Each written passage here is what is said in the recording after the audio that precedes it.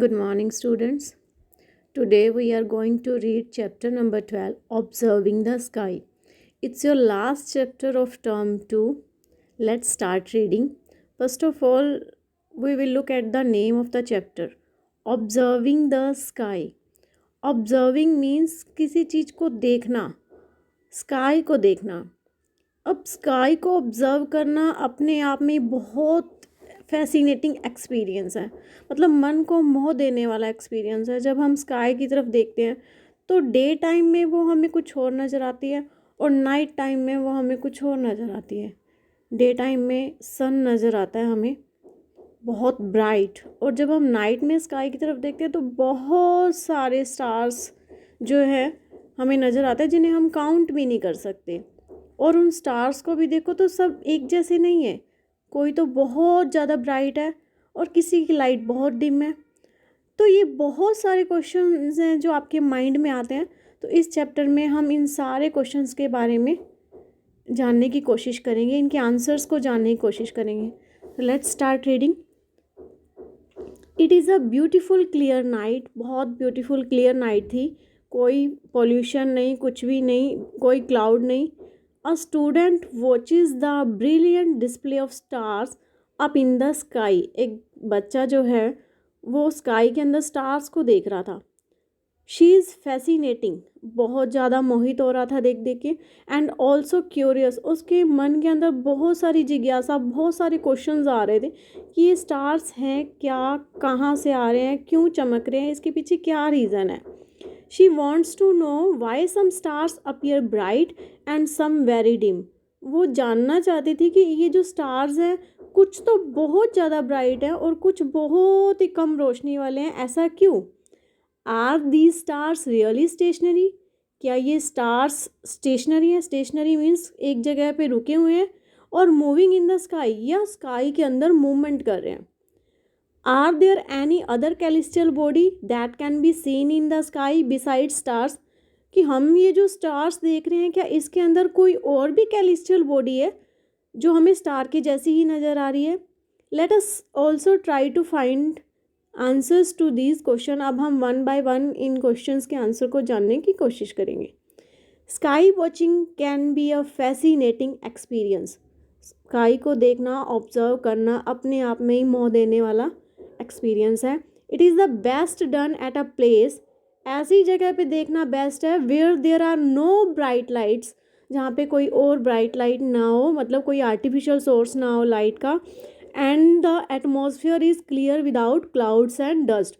और एटमॉस्फेयर जो है वहाँ पे ना तो कोई क्लाउड हो, ना ही डस्ट हो, पॉल्यूशन ना हो, बिल्कुल क्लियर हो. Let's start. First of all तो हम बात करते हैं कि जो हमारी स्काई है वो हमें दिन में कुछ और नज़र आती है और नाइट में हमें कुछ और नज़र आती है. इसके पीछे रीज़न क्या है? जो हमारी अर्थ पे डे और नाइट है उसके पीछे मेन वजह क्या है? तो बेटा उसके पीछे जो मेन वजह है वो हमारी अर्थ की रोटेशन है. आपने लास्ट चैप्टर में पढ़ा था ना कि अर्थ जो है वो अपनी एक्सिस पे रोटेट करती है, मतलब अपनी ही एक्सिस पे स्पिन करती है. आप लोगों के पास स्पिनर होगा और आप उस स्पिनर को जब घुमाते हो तो वो अपनी एक्सिस पे गोल गोल घूमता है ना. ठीक वैसे ही हमारी अर्थ जो है अपनी ही एक्सिस पे गोल गोल गोल गोल घूमती है. उसे कहते हैं रोटेट कर रही है. और इसके अलावा वो एक और मूवमेंट वो कर रही है. वो क्या है? वो सन के चारों तरफ भी एक चक्कर लगा रही है. मतलब अपनी एक्सिस पे घूमते घूमते ही, गोल गोल घूमते घूमते ही वो सन के चारों तरफ भी घूम रही है. और सन के चारों तरफ जो वो घूम रही है वो है रेवोल्यूशन, जिसकी वजह से हमारी अर्थ पे ईयर्स चेंज होते हैं, सीजन्स चेंज होती हैं. अगर अर्थ सन के चारों तरफ एक चक्कर पूरा करती है तो अर्थ के ऊपर 1 ईयर कंप्लीट होता है. और अगर अर्थ अपनी एक्सिस पे एक चक्कर पूरा करती है तो वो डे और नाइट बनते हैं. अब देखो ये अर्थ है जो सन के सामने है, ठीक है, अपनी एक्सिस पे स्पिन भी कर रही है और इसके चारों तरफ चक्कर भी लगा रही है. अब अर्थ का जो हिस्सा सन के सामने है वहाँ पे पूरी ब्राइट लाइट जो है सन की आ रही है, पूरी रोशनी आ रही है. इस वजह से वहाँ पे डे है. और ये जो दूसरा ऑपोजिट हिस्सा है जहाँ पे सनलाइट नहीं आ रही वहाँ पे इस टाइम पे नाइट है. तो इस तरह से हमारी अर्थ के ऊपर डे नाइट जो है वो चेंज होते रहते हैं। अर्थ जब स्पिन करेगी तो ये जो बैक साइड वाला हिस्सा है वो आगे आ जाएगा और जो आगे वाला हिस्सा है ये बैक साइड में चला जाएगा। तो आगे वाला हिस्सा जो पीछे जाएगा वहाँ पे नाइट हो जाएगी, और जो पीछे जो हिस्सा है वो जब आगे आएगा घूम के तो वहाँ पे डे हो जाएगा। तो इस तरह से हमारी अर्थ के ऊपर डे और नाइट बनते हैं। तो हम ऑब्जर्व करते हैं कि हमारे डे टाइम में स्काई जो है वो कैसी नज़र आती है। अब देखो बेटा, जब हम डे टाइम में स्काई देखते हैं तो हमें क्या नज़र आता है? जो सन है वो हमें यहाँ पे डोमिनेट करता हुआ नज़र आता है। मीन्स जो सन है वो हर चीज़ को डोमिनेट करता है, ज़्यादा ब्राइट नज़र आता है, उसकी जो रोशनी होती है उसकी वजह से हमारी अर्थ जो है पूरी लाइटेड रहती है। अब स्काई जो है वो ब्लू कलर की नज़र आती है डे में। इसके पीछे क्या रीज़न है बेटा? जब ये सनलाइट हमारी अर्थ पे पहुंचती है तो अर्थ के चारों तरफ एयर की एक लेयर होती है, ठीक है। जैसे ही सनलाइट जो है हमारे अर्थ के इस एटमॉस्फेयर में एयर की लेयर में एंटर करती है तो वो स्कैटर्ड हो जाती है, हमारे एयर के जो मॉलिक्यूल्स हैं उनसे टकराती है और वो स्कैटर्ड हो जाती है और ब्लू कलर की रिफ्लेक्शन शो करती है। इसीलिए डे टाइम में जो स्काई है वो हमें ब्लू नज़र आती है। Okay, let's read about it. Day time sky, we can see the sun and sometimes even the moon. कभी कभी दिन में हमें मून भी नज़र आता है, लेकिन बहुत लो लाइट का नज़र आता है। During the day time the sun dominates the day time sky with its brightness. मतलब जो डे टाइम में है सन जो है वो डोमिनेट कर रहा होता है अपनी लाइट की वजह से, वो ज़्यादा चमकता हुआ नज़र आता है। During the day the sun appear to move through the sky. अब दिन में हमें क्या, सन जो है वो मूव करता हुआ नज़र आता है। आप लोग देखोगे कि सन जो है वो ईस्ट से राइज होता हुआ अपीयर होता है और घूमता घूमता वो हमारे वेस्ट में नीचे सेट होता हुआ नज़र आता है, ठीक है। लेकिन ये जो मोशन है वो एक्चुअल में सन की मोशन नहीं है, वो हमारी अर्थ की मोशन है। ये भी आपने लास्ट चैप्टर में पढ़ा होगा कि हमारी अर्थ जो है वेस्ट टू ईस्ट घूम रही है और हमें ऐसे लग रहा है कि हमारा सन जो है वो ईस्ट टू वेस्ट मूव कर रहा है। ये सिर्फ एक एपरेंट मोशन है। एपरेंट का मतलब क्या होता है? जो एक्चुअल में है ही नहीं, एक फेक मोशन है जो हमें सिर्फ अपीयर होती है, नज़र आती है। वो मोशन जो है वो सन की नहीं, वो हमारी अर्थ की मोशन है। सेम जैसे आप लोग कभी ट्रेन में या बस में सफ़र करते हो तो आपकी बस है वो आगे को जा रही है और आप भी उसके साथ आगे को जा रहे हो और आपको ऐसे लगता है कि रोड पे जो ट्रीज़ हैं वो पीछे को जा रहे हैं। तो वो जो ट्रीज़ हैं वो तो स्टेशनरी है, मूवमेंट किसकी हो रही है? आपकी बस की मूवमेंट हो रही है। तो इसी तरह से ये जो मूवमेंट है ये अर्थ की मूवमेंट है, वेस्ट टू ईस्ट। और हमें ऐसे लग रहा है कि जो सन है वो ईस्ट टू वेस्ट मूव कर रहा है, वो स्टेशनरी है उन ट्रीज़ के जैसे। और मूवमेंट किसकी हो रही है? हमारी अर्थ की, ठीक है बेटा।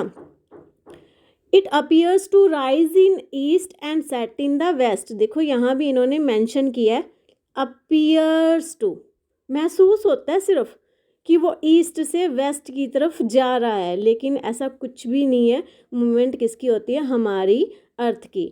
We now understand that this apparent motion of sun for us is because of the rotation of the earth on its axis from west to east।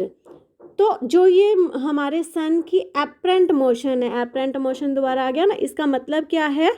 जो अपीयर हो रही है, एक्चुअल में है ही नहीं। एक्चुअल में ये जो मोशन है वो किसकी हो रही है? अर्थ की। और किस वजह से हो रही है? अर्थ की रोटेशन की वजह से।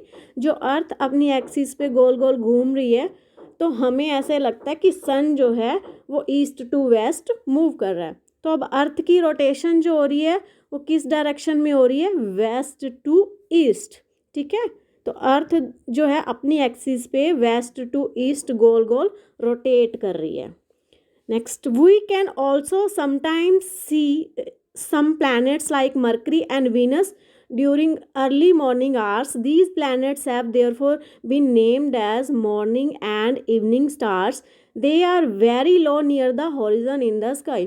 अब जब हम स्काई की तरफ देखते हैं तो मॉर्निंग में, बिल्कुल मॉर्निंग के जो अर्ली आवर्स होते हैं जब सन राइज कर रहा होता है उस टाइम पे हमें कुछ प्लैनेट्स भी नज़र आते हैं, मरकरी और वीनस जो हमारे सन के बिल्कुल पास वाले प्लैनेट्स हैं वो हमें नज़र आते हैं, लेकिन हम उनको डिफ्रेंशिएट नहीं कर पाते क्योंकि वो एज अ स्टार ही नज़र आते हैं। सन की ब्राइटनेस की वजह से, सन की जो लाइट उनके ऊपर पड़ती है उसकी रिफ्लेक्शन की वजह से वो भी स्टार के जैसे ही चमक रहे होते हैं। तो हम इन्हें कहाँ देख सकते हैं? Near, very low near the horizon in the sky. अब ये हॉरिजन क्या है? हॉरिजन एक ऐसी जगह है जहाँ पे हमें दूर स्काई और अर्थ मिलते हुए नज़र आते हैं, ठीक है? तो वहाँ पे हम इन मॉर्निंग स्टार्स को देख सकते हैं। Next, night time sky. अब हम नाइट टाइम स्काई की बात करेंगे। तो नाइट टाइम स्काई में अगर हम देखें तो हमें बहुत सारे स्टार्स नज़र आते हैं। अब दिन में क्यों नहीं नज़र आते? वो दिन में इसलिए नहीं नज़र आते क्योंकि जो सन की लाइट है वो डोमिनेट कर रही होती है, वो बहुत ज़्यादा होती है और वो उनकी लाइट को दबा देती है। अब नाइट में जो डोमिनेट करता है वो है मून। अब मून की तो अपनी लाइट है ही नहीं, किसकी लाइट से वो इतना चमक रहा है? वो है सनलाइट की रिफ्लेक्शन की वजह से। जो सनलाइट उसके ऊपर पड़ रही है वो उसको रिफ्लेक्ट करता है और इतना ब्राइट नज़र आता है, ठीक है? तो नाइट में हमें बहुत सारे स्टार्स नज़र आते हैं और मून नज़र आता है, और मून जो है वो सब में डोमिनेट कर रहा होता है। इतना बड़ा क्यों नज़र आता है? क्योंकि वो हमारे अर्थ के क्लोज है। ये जो अदर स्टार्स हैं जो चमक रहे हैं इनकी लाइट भी बहुत ज़्यादा है, कम नहीं है, लेकिन ये छोटे छोटे नज़र आ रहे हैं। क्यों? क्योंकि ये हमसे बहुत ज़्यादा दूर है। और ये मून जो इतना छोटा सा है वो इतना बड़ा नज़र आ रहा है क्योंकि वो हमारे अर्थ के पास है। Let's read about it. We all know that moon appears as the brightest and most recognizable object in the sky at the night. हम ये देखते हैं कि जो मून है वो हमें ज़्यादा ब्राइट नज़र आता है और उसे हम बहुत इजीली पहचान सकते हैं। जब आप ऊपर स्काई की तरफ देखोगे वहाँ बहुत सारे स्टार्स भी हैं और एक मून भी है, तो आप मून को आसानी से पहचान सकते हो ना कि ये मून है। In addition to the moon, stars and planets are the other celestial bodies that can be seen in the night sky. अब आप लोग ये जो इतने सारे स्टार्स देख रहे हो इनमें प्लैनेट्स भी हैं जो आपको स्टार के जैसे ही नज़र आते हैं। तो वो प्लैनेट जो हैं वो सनलाइट की वजह से, स्टार की लाइट की वजह से ही ब्राइट नज़र आते हैं और वो स्टार के जैसे ही हमें नज़र आते हैं। लेकिन एक ख़ास बात ये है कि जो स्टार्स होते हैं वो ट्विंकल करते हैं, लेकिन जो प्लैनेट हैं वो ट्विंकल नहीं करते हैं। ये मैं बाद में एक्सप्लेन करूँगी इसके पीछे क्या रीज़न है। Let's read about it. In addition to the moon, we have learned a little bit about the planets in the previous chapter. हमने पिछले चैप्टर में प्लैनेट्स के बारे में पढ़ा था। कितने प्लैनेट्स हैं हमारे सोलर सिस्टम में? 8 प्लैनेट्स हैं। 4 टेरेस्ट्रियल प्लैनेट्स हैं एंड 4 हमारे आउटर प्लैनेट्स हैं। The planet Venus is the brightest object in the sky after the sun and the moon. हमारा जो वीनस है वो हमारी स्काई के अंदर सन और मून के बाद ब्राइटेस्ट प्लैनेट माना जाता है। सबसे ब्राइटेस्ट प्लैनेट है वो हमारे सोलर सिस्टम का। उसके पीछे रीज़न क्या है? उसका थिक एटमॉस्फेयर जो ज़्यादा लाइट को रिफ्लेक्ट करता है, और सबसे हॉटेस्ट भी है क्योंकि वो ज़्यादा से ज़्यादा सन की हीट को ट्रैप करता है। Venus is not only the planet we see in the sky. Mars, Jupiter and Saturn are the other planets that can be seen in the night sky even with the unaided eyes. मतलब आप अपनी open आई से ये Mars, Jupiter, Saturn's को भी देख सकते हो, लेकिन आप डिफ्रेंशिएट नहीं कर पाते क्योंकि वो भी स्टार्स के जैसे ही ब्राइट नज़र आते हैं। ठीक है बेटा।